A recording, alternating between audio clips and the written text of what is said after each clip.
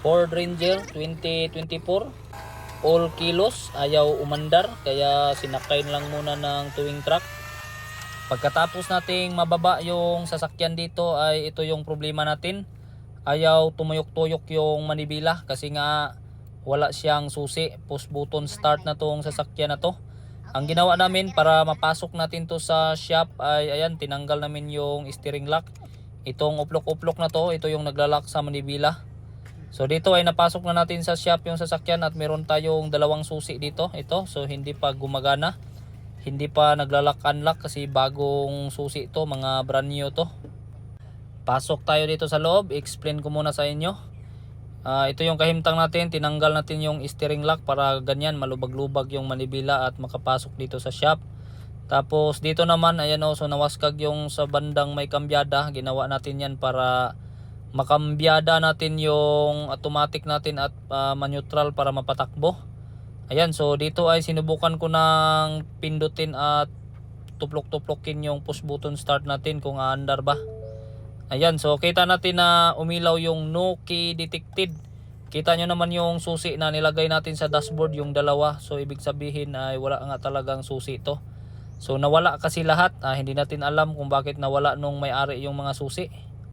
Hindi na tayo magpadugay-dugay pa. Pinira ko na agad yung programming natin. Ayan, so kita nyo yung details. Yan yung mga details ng sasakyan natin.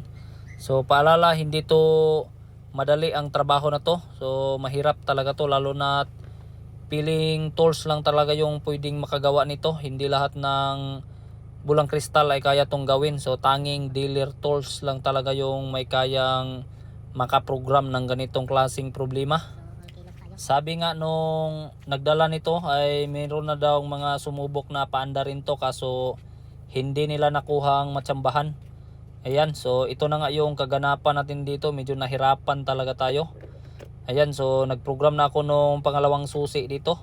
So nandito kasi sa ilalim yung lagayan ng susi kapag ka nagprogram tayo. Ayan, so inabot na tayo ng gabi dito. Sinubukan ko ng pindutin. Ayan. So kita natin na gumana na siya kapag pinindot ay umiilaw-ilaw at naglaklak na. Ibig sabihin ay nag-success yung programming natin kahit na sobrang mahirap. Bago natapos yung programming ng susi ay ayan, alas 11:41 na ng gabi. Ayan, so ginabi na tayo. Halos alas 12 na ng gabi. Gumagana na yung mga remote natin. Dito tayo, try natin kung umaandar na ba to. All kilos. Try natin pindutin. Hindi na makita kasi madilim na. Start. Patay, nalubat. Ayun, nalubat nga. Kaya inabot tayo ng lubat. Ito dito. Tingnan mo dito. Yan o. So nag-on na. Ayan, naka-on na siya. Off. On. Kaso lubat.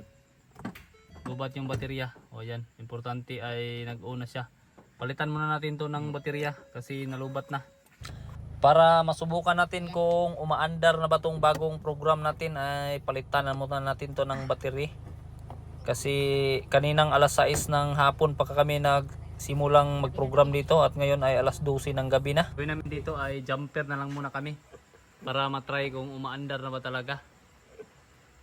Yan o. Sige, pinagbabawal na technique na lang muna tayo. Nagpabadlong na nga muna kami dito kasi kapoy-kapoy nang magpalit ng battery.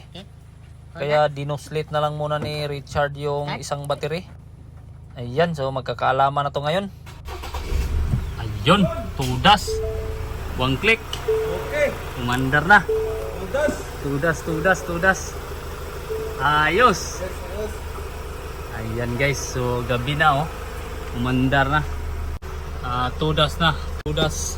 Jingjing. Bahala na yung nanonood na basher. Basta RPM ko to para lumaki-laki talaga yung libor. Okay.